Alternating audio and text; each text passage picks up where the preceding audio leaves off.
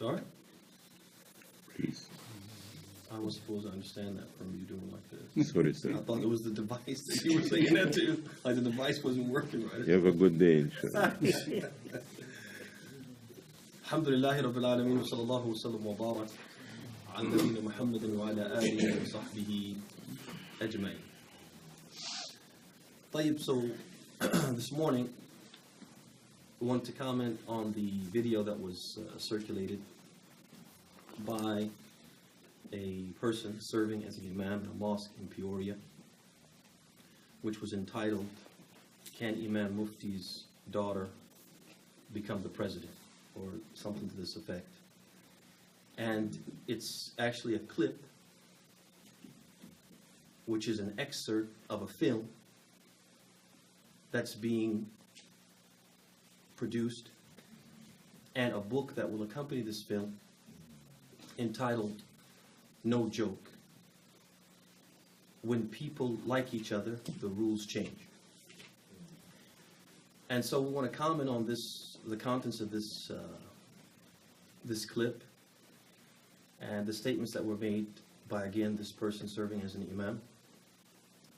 And before we do that, أود أن أقدم بمقدمات. I want to preface what I'm going to say with some introductory points. The first point, الرد على المخالف أصل من أصول الإسلام وليس غيبة. I want to say that when we refute something that someone says erroneously, someone makes a wrong statement about Islam, and we refute it, we clarify that what the person said was an error. This is a fundamental tenet of the deen of Islam, and it is not backbiting. It is not that thing that people do that we always say people shouldn't do because it's prohibited in Islam. When we do this, this doesn't fall in that category.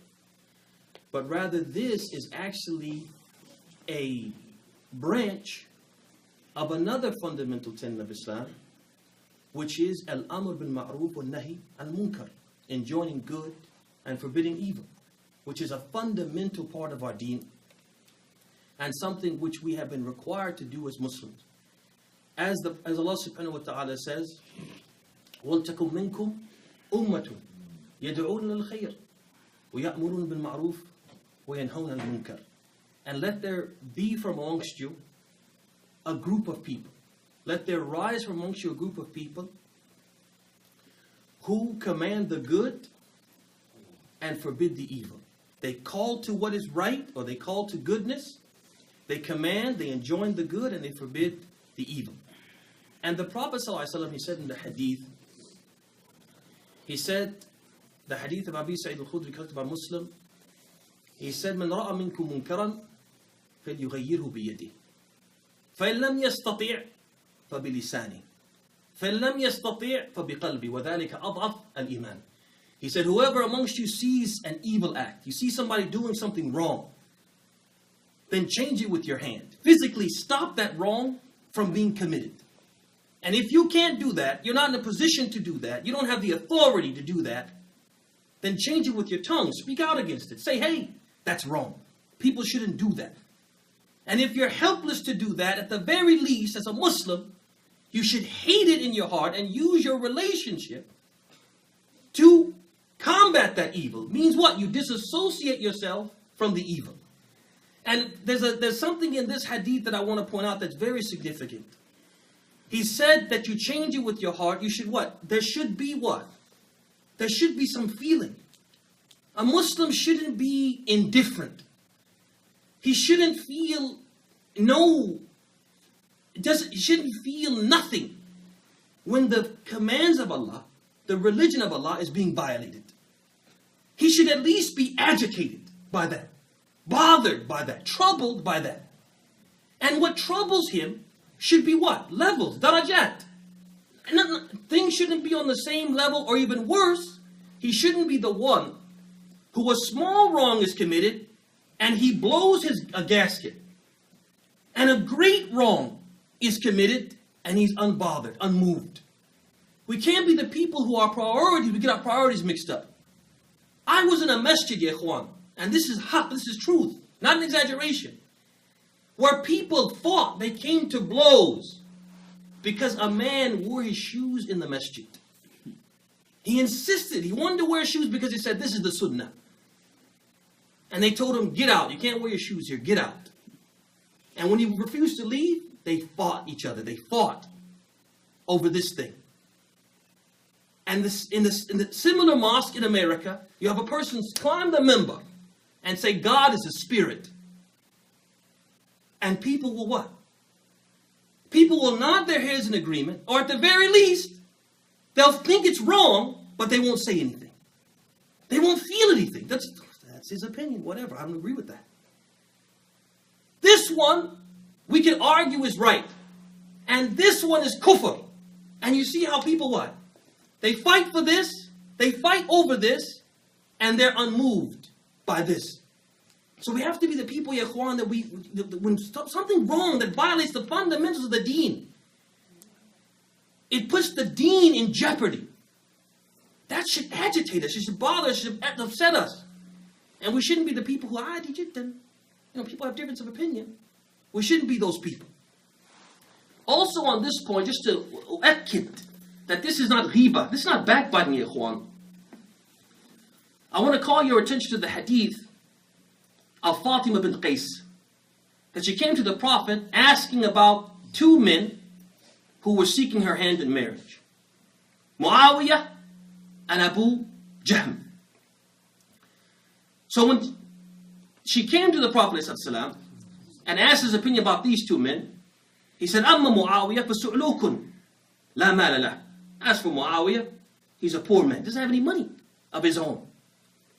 Wa amma Abu Jahm فلا يضع عاتقه فلا يضع عصاه عن عاتقه. He never takes his staff off of his shoulder. Means what? He's always traveling, always on the road. He won't be in your presence. Or it means that he's what? ضراب للنساء. He likes to what? Beat women. You don't need either one of those. انكحي Usama. So he said, instead of these two men, marry Usama. But what's the fa'idah? What's the benefit in this? Notice the Prophet said something negative about these two men behind what? Behind their back.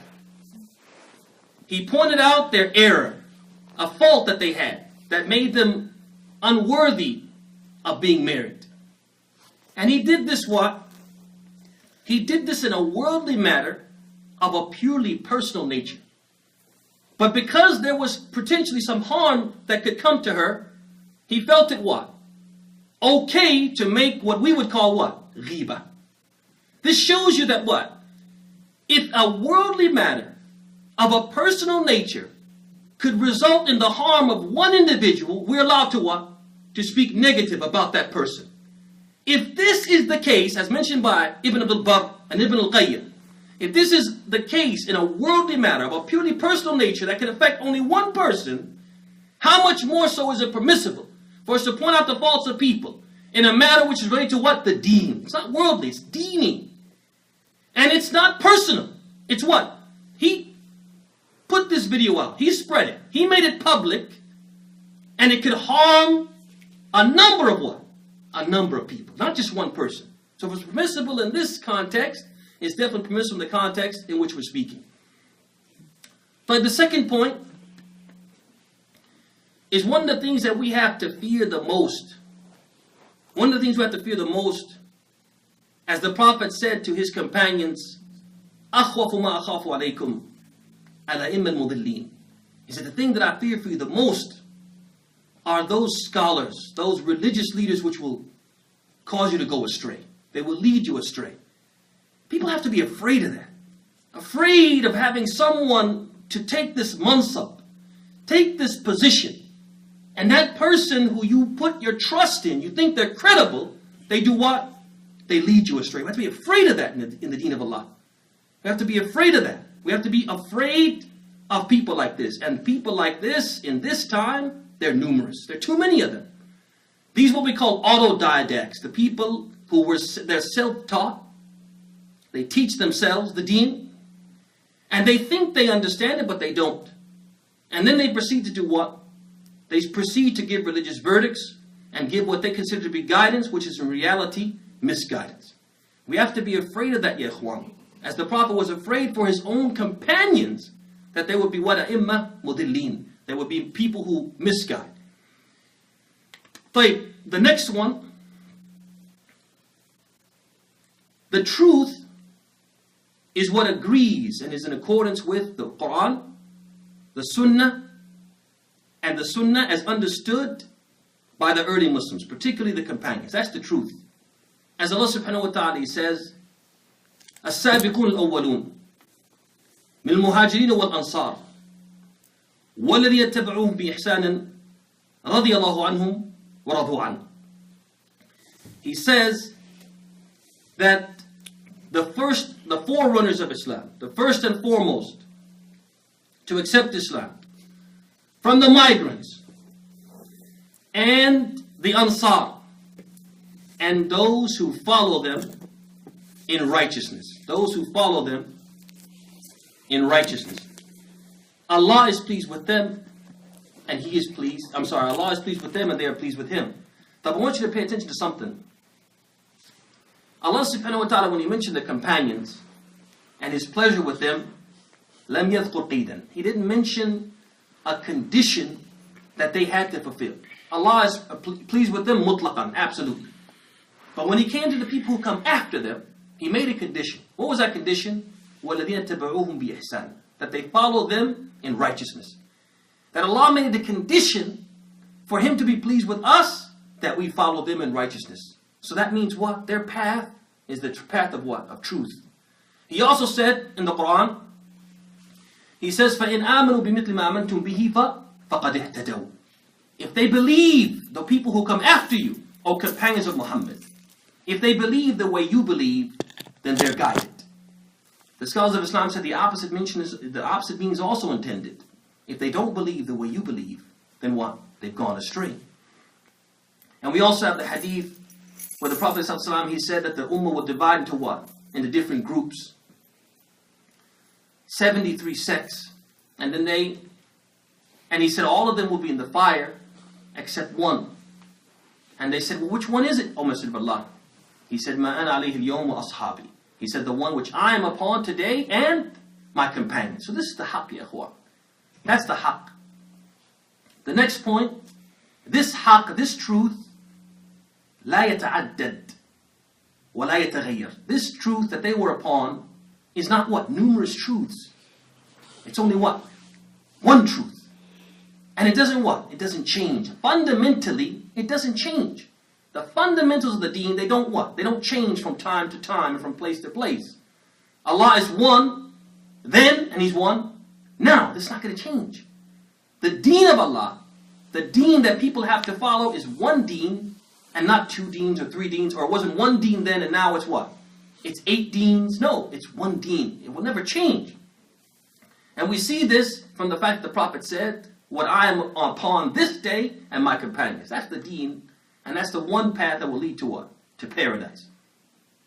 Before we begin, I just want to mention briefly something about Imam Mufti. And this is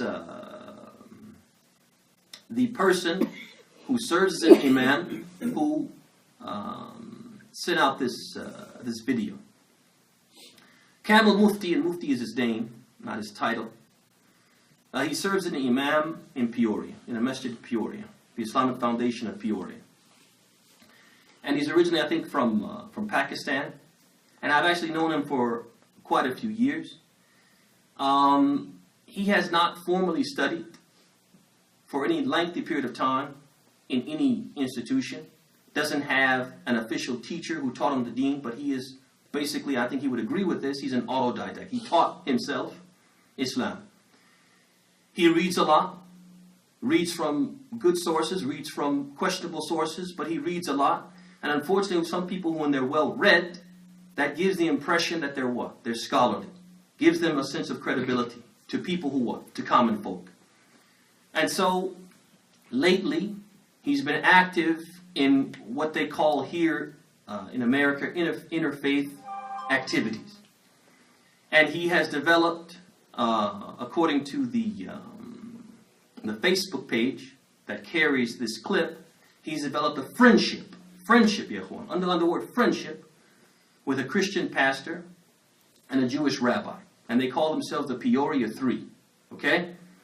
And there's actually one of the symbols, or one of the placards on the actual Facebook page. It says that these three are friends for life. And we're going to talk about that. I'll specifically touch on that when we get into the comments.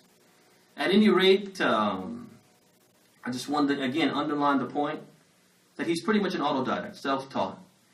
And we talked about how dangerous this is. And Imam Shafi'i, rahimahullah ta'ala, he used to say, "Man kana shaykhuhu kitabahu, kana khata'uhu akthar min sawabi." He said, whoever his main teacher, his primary source of learning, is his book, his sheikh, his teacher is his book only, primarily, then he's gonna err more often than he's what? Correct. And so we see this from some of the things that were found on this Facebook page, and also in some of the statements that were mentioned in the excerpt of the film. So what I'm going to do is I'm going to read a transcript of what he said, basically, and then we'll just comment on that, and then I'll have a few comments to follow up, and then we'll close. So, first of all, as we said, the title of the clip is "Can Imam Mufti's Daughter Become President?" And the first thing I want you to understand, Yaquan, what does it mean by president? President means the leading office, the head official of what? Of a country. We all understand that, right? And so basically, that person has what they call al-wilaya. They're the primary what? Wali. They're the primary responsible official. I guess you could say governing official over what? Over a nation, etc. And the Prophet ﷺ said in the Hadith of Bukhari, collected by Bukhari, on the authority of Abu Bakr, he said, "La yuflihu qawmun wallu amrahum imra'ah." He said, a people will not succeed who place their affairs in the hands of a woman. Means what? They make her their primary what? Wali. The one who what? Is in charge of them. The one who governs them. And this hadith was mentioned in the context that the Prophet was informed by some of his companions that Kisra, the leader of, or the king of Persia, he had died. And so then he asked them, well, what did they do? Who did they replace him with? Who took his place? And they said, his daughter. So when they told him that the daughter of Kisra was now the ruler of Persia, the Prophet mentioned this hadith, people will not succeed who make a woman their primary leader. Okay? But that said, Mr. Mufti, he starts and he says that his daughter, when she was young, like 7 years old, she came to him and he asked her, what did she want to be? And she said, what did she want to be when she grew up? So she said, I want to be the President of the United States. So then he says, that was a troubling moment, a moment of pain, because I didn't want her to grow up realizing that's not going to happen, not in the world we are living in. I decided I was going to give her a reality check. And I said, Miriam, maybe one day it might be possible. Maybe one day, but not anytime soon. And I hate to break your dream.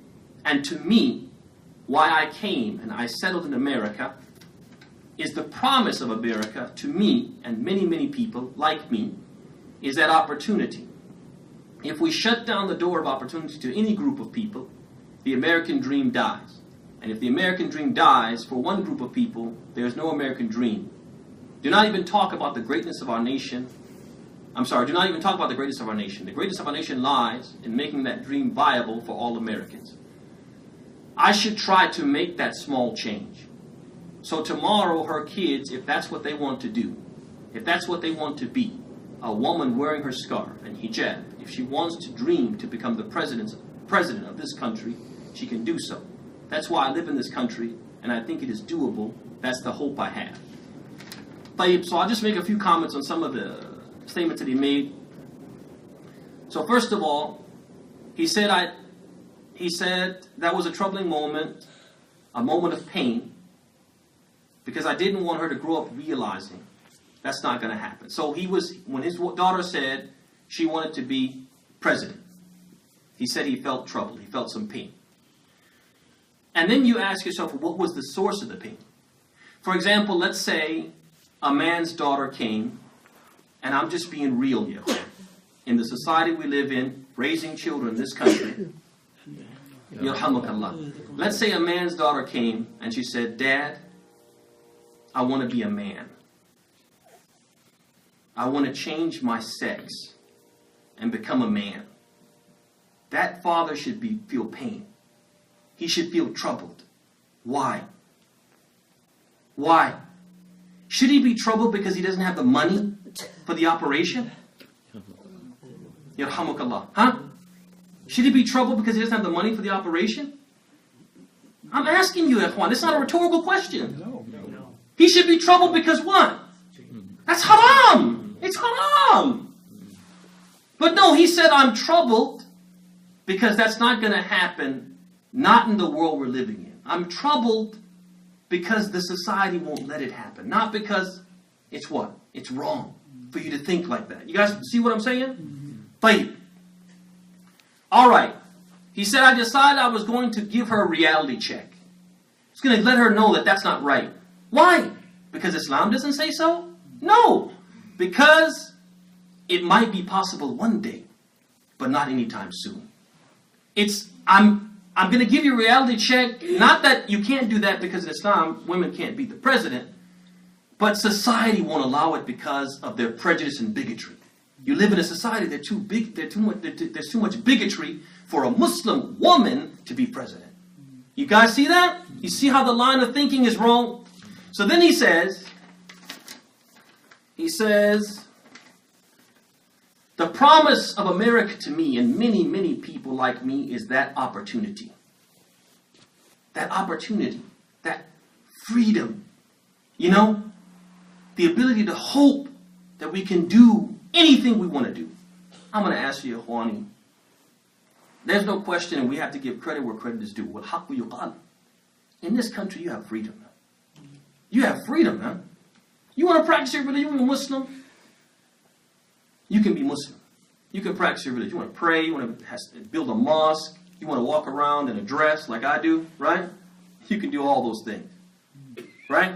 And if you go to work and they won't let you pray, and they won't let you grow your beard, you can take them to court and sue them for your right to practice your religion. They got people in prison, ya ikhwan, and they're suing right now because they want to be able to wear a cap, and they're going to win.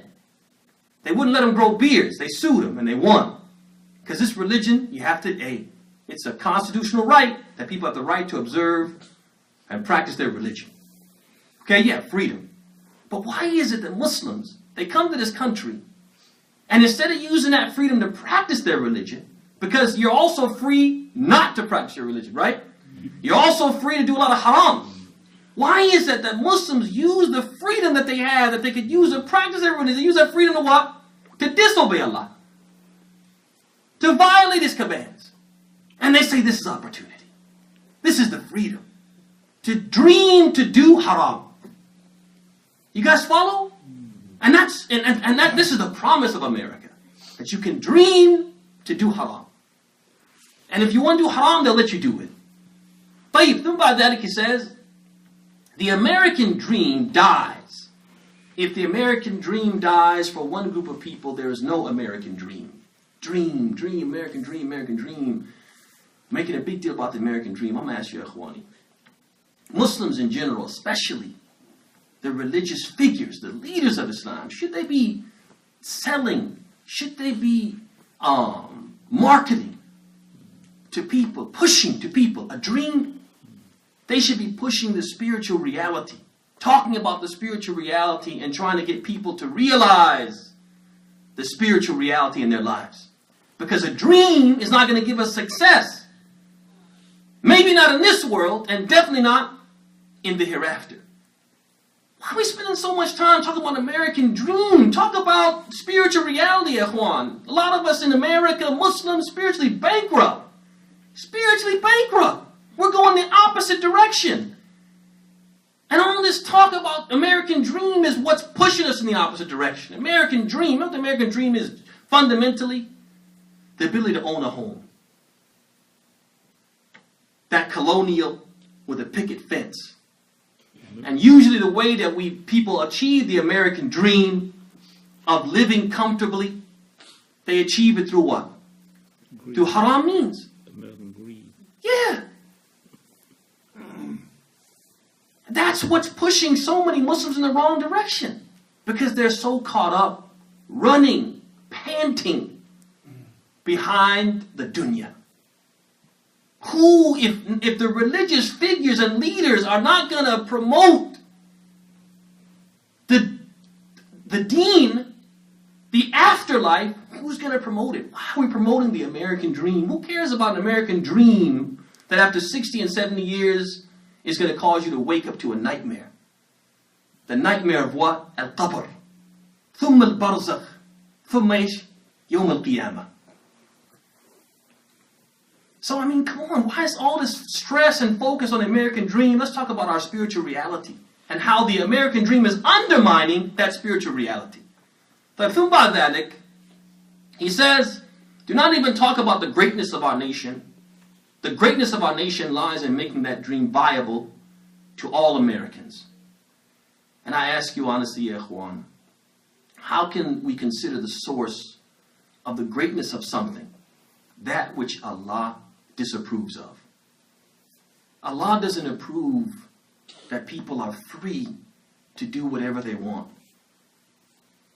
Allah doesn't approve of that. And how can that make a nation great? By doing something, promoting something which Allah doesn't approve of. And don't even talk to me about this nation being great. Don't even get me on that subject, because we'll be here until dhuhr.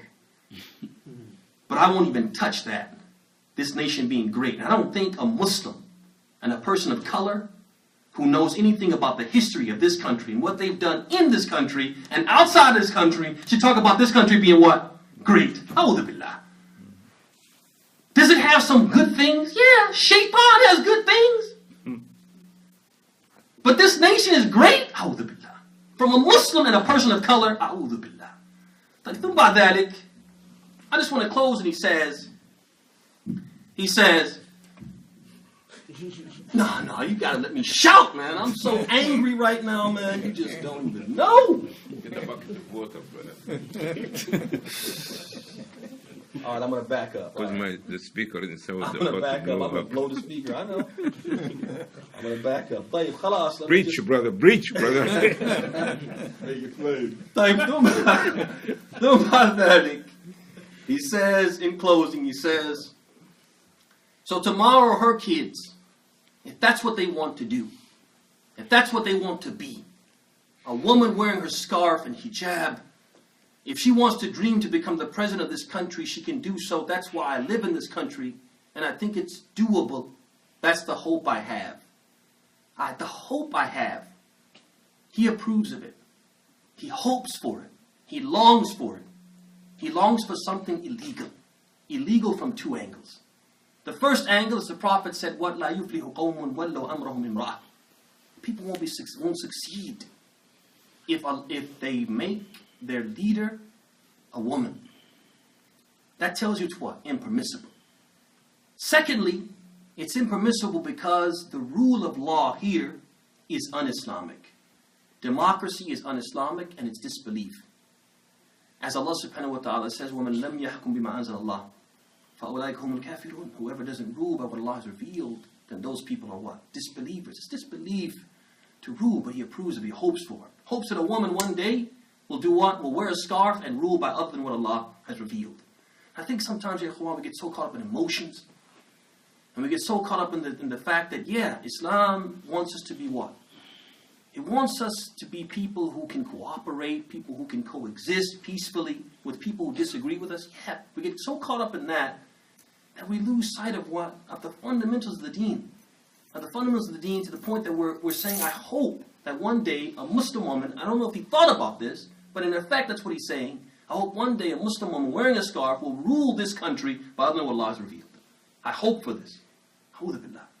But from that, I just want to make a few final points. One is about the whole interfaith thing, ya ikhwan.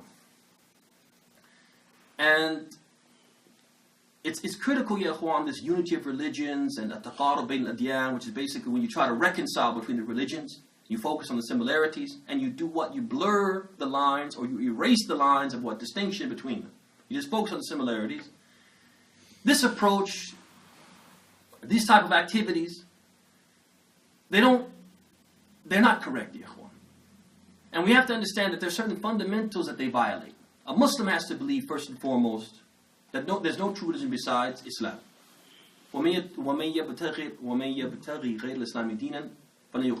Whoever follows a religion, desires a religion other than Islam, will never be what? Accepted from him. We also have to believe that the Quran is the final testament. It's the final book. There's no book after it, and all the books before it have been what? Abrogated by it. As Allah says, وَأَنزَلْنَا إِلَيْكَ الْكِتَابَ بِالْحَقِّ مُصَدِّقًا لِمَا بَيْنَ يَدَيْهِ مِنَ الْكِتَابِ وَمُهَيْمِنًا عَلَيْهِ. We revealed to you, O Muhammad, the book in truth, confirming that which came before it from Scripture and abrogating it, ruling over it, overruling it. Also the Torah and the Gospel, these divine books, they've both been abrogated by the Quran. Not only this, but they contain interpolations, alterations, unauthorized additions, and deletions. These books have been what? They have been what? Changed. They've been altered, ya ikhwan. And so therefore, whatever truth remains in them is confirmed by the Quran, but they also contain much what? Much falsehood.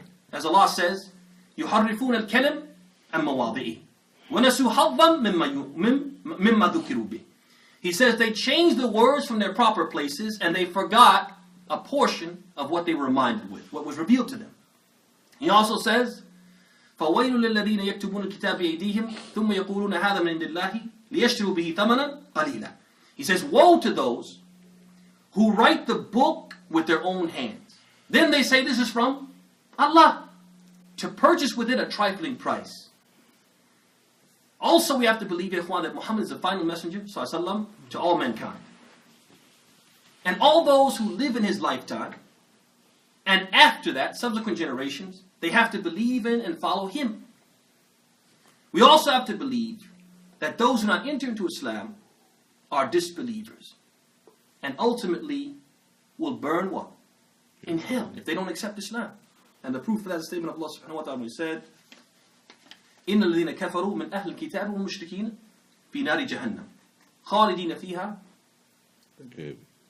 أَبَدًا أُولَٰئِكَ هُمْ شَرُّ الْبَرِيَّةِ. He says, those who disbelieve from the people of the book, Jews and Christians, and the idolaters, they what?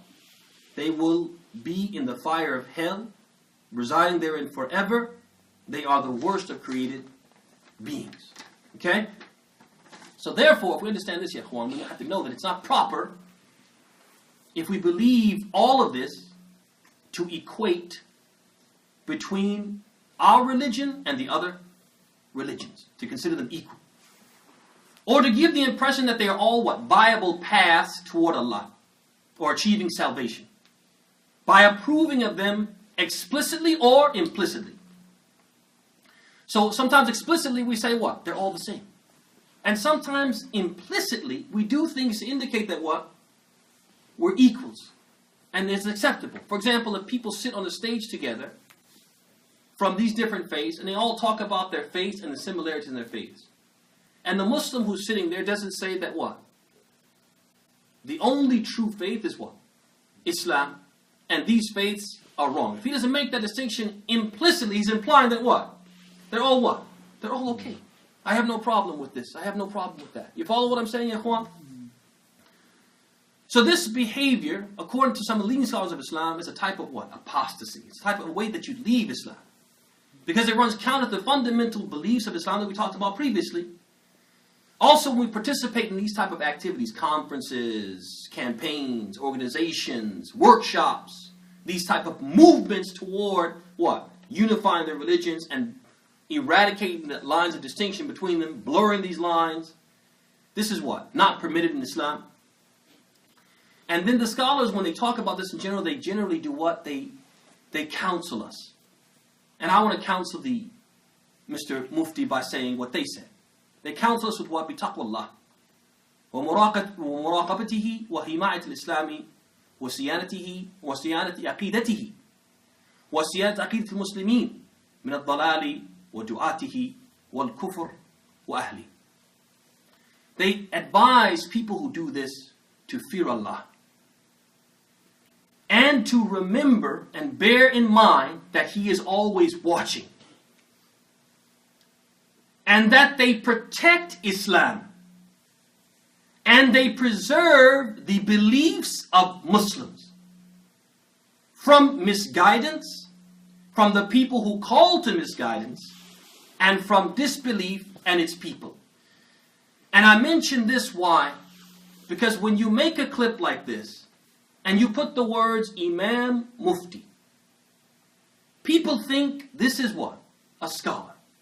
A person who speaks with authority and has credibility and should be listened to. And then he says something which gives you the impression that what? It's okay to be friends. It's okay to what? To cooperate in a way that implies that what? We're all equals. Our faiths are all viable. That I don't have any problem or any issue with people who say God is three and Hosea is the son of Allah, etc. Okay? And I mention this why? Because the Facebook page itself, which carries that title, No Joke, it had 923 likes. So people are watching this, they're reading this, and they're what? They're liking it. They're nodding their heads. And this particular clip had 13 likes and 32 shares. It's spreading. People are getting it, not including the people who what? Who just watched it. It was just sent to them in mass, and they just watched it. So this is something which what? Some unsuspecting Muslims are going to watch this and say, hey, I learned something today. You know? And he learned the wrong thing.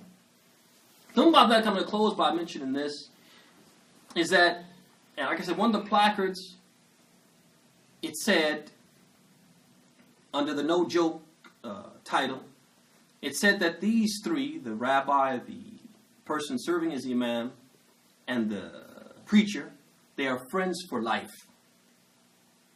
And although, Islam permits us to be friendly towards the non-Muslims, it doesn't permit us to take them as what? As friends. It's not permissible. Allah subhanahu wa ta'ala says, لا تتخذوا اليهود والنصارى أولياء بعضهم أولياء بعض وما يتولهم منكم فإنه منهم. He says, do not, O you who believe, don't take the Jews and Christians as awliya. The word awliya, it encompasses a lot of meanings. Among them, the meaning of what? Best friend. Friends. Don't take them as what? Friends, allies, protectors, etc. They are but allies, friends, and protectors of each other. And whoever takes them as friends from amongst you, then he is one. He is one of them. Alhamdulillah. So, ikhwan, we have to be careful, man. That's why Islam, it doesn't just prohibit the thing. It prohibits everything that what? Leads to the thing. And the Prophet ﷺ was very concerned about his ummah just being in the proximity of the non-Muslims. Because being in their proximity could lead you to what? To ultimately one day become what? To love them and to do what people are doing nowadays, trying to eradicate and erase the lines of distinction between us and them. So the Prophet used to say, أَنَا بَرِيءٌ مِّن مُسْلِمٍ يُقِيمُ بَيْنَ أَظْهُرِ الْمُشْرِكِينَ. I am free. I declare myself innocent of a Muslim who resides amongst the disbelievers. He used to say this. Why? Because it's haram to live amongst them? La. But because living amongst them could lead what? Lead to a Muslim what? Losing his deen. Taking his deen off like you take off a jacket. And we see this, ya ikhwan. You live with them and you feel obligated to what? To compromise with them, and you keep compromising and capitulating until what? Until there's no deen. So this is the thing, ya ikhwan, these are some of the points I wanted to share about this. I was forced into this, arm was twisted. But it did have to be done. And I ask Allah to make this for His face, ya ikhwan. Amen. Because sometimes when these things happen, it's more personal than it is religious. And I pray to Allah subhanahu wa ta'ala, this was done mukhlisan liwajhi. This was done sincerely for His face, not because I have some personal vendetta against Mr. Mufti, but because people need to know or hear the other side, and then they can choose. هذا وصلى الله وسلم وبارك على محمد وعلى آله وصحبه أجمعين. جزاكم الله خيرا. شكرا الله لك. صدفوك ولا شل سمعوك وأكلت ملوخية.